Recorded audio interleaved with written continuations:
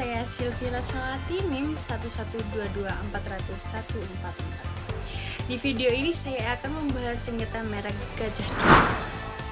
Dalam kasus ini sangat menarik, karena menunjukkan bahwa merek dalam bisnis bukan hanya nama atau logo, tapi juga aset penting yang dilindungi hukum.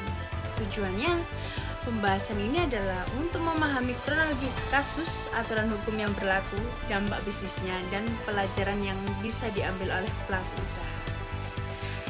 Dalam kronologi kasus ini, melibatkan merek sarung Gajah Duduk yang dikenal luas di masyarakat.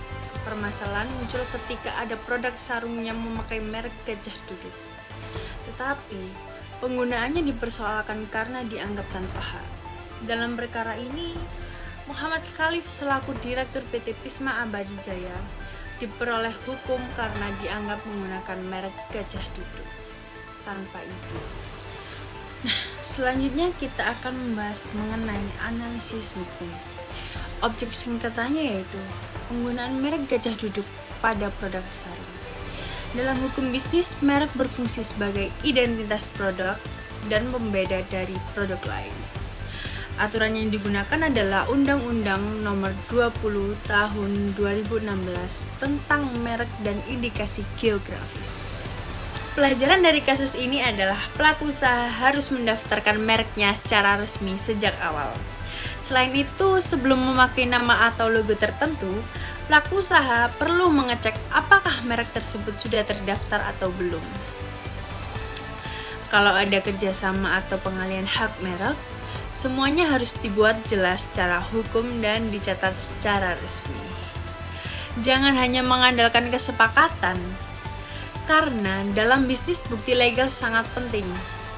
Jadi, kesimpulannya yaitu sengketa merek Gajah Duduk menunjukkan bahwa merek bukan sekedar nama dagang, tetapi aset bisnis yang berlaku dilindungi hukum. Pelaku usaha harus memahami pentingnya legalitas merek agar tidak menimbulkan masalah di kemudian hari. Dengan mengurus merek secara resmi, bisnis bisa berjalan lebih aman, reputasi tetap terjaga, dan kepercayaan konsumen tentunya tidak mudah rusak. Dari sisi bisnis, kasus seperti ini bisa merusak reputasi perusahaan. Konsumen bisa bingung membedakan produk asli dan produk yang bukan berasal dari pemilik merek resmi.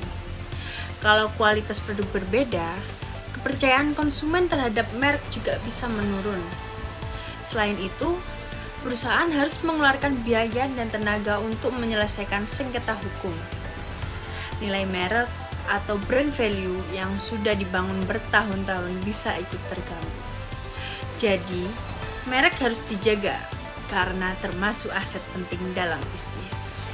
Sekian penjelasan dari saya mengenai sengketa merek Gajah Duduk dalam hukum bisnis.